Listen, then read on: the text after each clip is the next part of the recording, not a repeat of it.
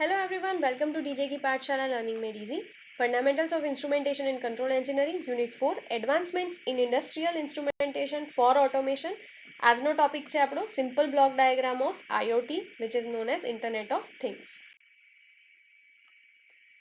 Internet of થિંગ્સનો basic block diagram અહીંયા જોઈ શકાય છે, જેની અંદર સેન્સર્સ છે, પ્રોસેસર્સ છે, ગેટવેઝ છે અને ક્લાઉડ્સ ઓર એપ્લિકેશન છે. સૌથી પહેલા આપણે સમજીએ કે what is IoT, what is internet of things.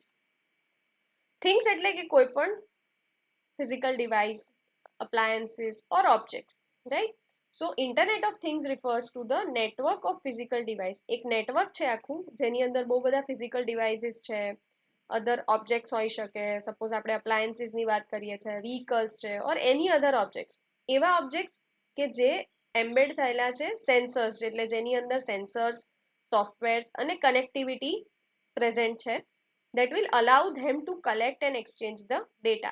એટલે એવા ફિઝિકલ ડિવાઇસીસ કે જે સેન્સ કરી શકે છે, જેની અંદર જેની જોડે આપણે કંટ્રોલર્સ અટેચ કરેલા છે, જેની જોડે આપણે કમ્યુનિકેશન કરી શકીએ છે, એવા ડિવાઇસીસનું એક નેટવર્ક આખું કનેક્ટ થાય છે, એક નેટવર્ક ઊભું થાય છે અને આપણે એને ઇન્ટરનેટ જોડે પણ કનેક્ટ કરીએ છીએ.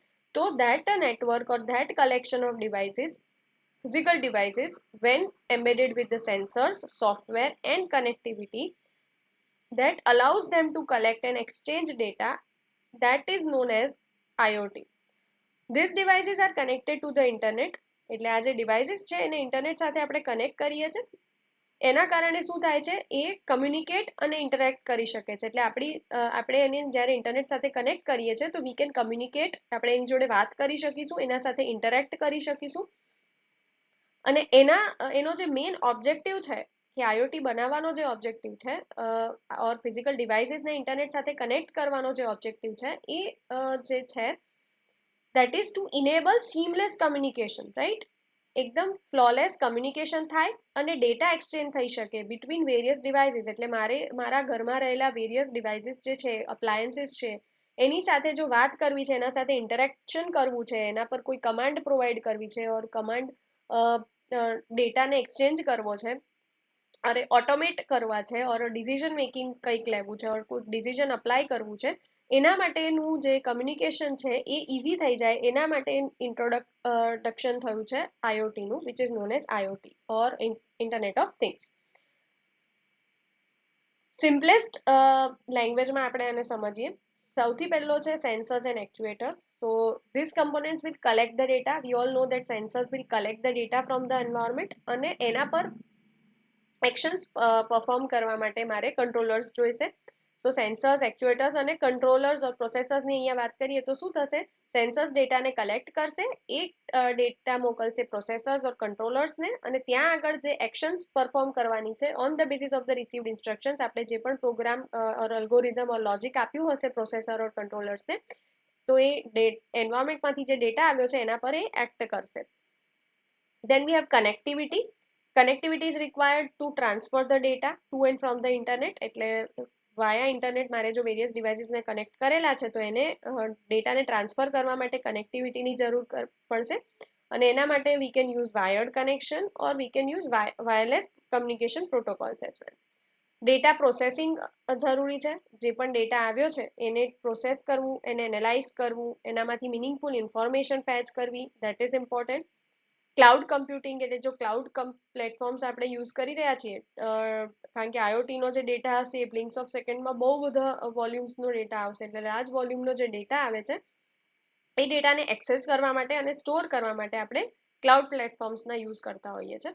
So this is all the important points that are covered for IoT. So basically શું થશે, જે ડિવાઇસીસ છે, જે ફિઝિકલ ડિવાઇસ છે એના પર સેન્સર્સ લાગેલા હશે, એ સેન્સરનો ડેટા એક એમ્બેડેડ સિસ્ટમ, જેને કહી શકાય પ્રોસેસર્સ ઓર કંટ્રોલર્સ સુધી પહોંચશે, એના પર એક્શન લેવામાં આવશે with the help of gateway. મારું જે ક્લાઉડ છે ઓર જે ફાઇનલ એપ્લિકેશન છે ત્યાં સુધી મારો ડેટા પહોંચશે. Here with the help of various applications I can manage the device, I can control the device, I can regulate the device. Like આપણે આઈઓટીનું એક એક્ઝામ્પલ લઈએ તો હોમ ઓટોમેશનની અંદર આપણે સ્માર્ટ એસીઝ યુઝ કરીએ છીએ જે રિમોટલી વર્ક કરી શકે છે. એટલે હું ક્યાંય બહાર છું અને I want to switch on or switch off my AC along with the temperature I want, right? તો હું ઘરે પહોંચું એ પહેલા I can switch it on and regulate the temperature remotely. So that is a classic example of IoT. I can turn on, turn off the lights using my mobile phone. Remotely હું એ વસ્તુ કરી શકું છું. So that is also smart way of converting the conventional things into a smarter applications. So these are all applications that are following the IoT structure, which is known as Internet of Things. So learn today, lead tomorrow. See you in the next video.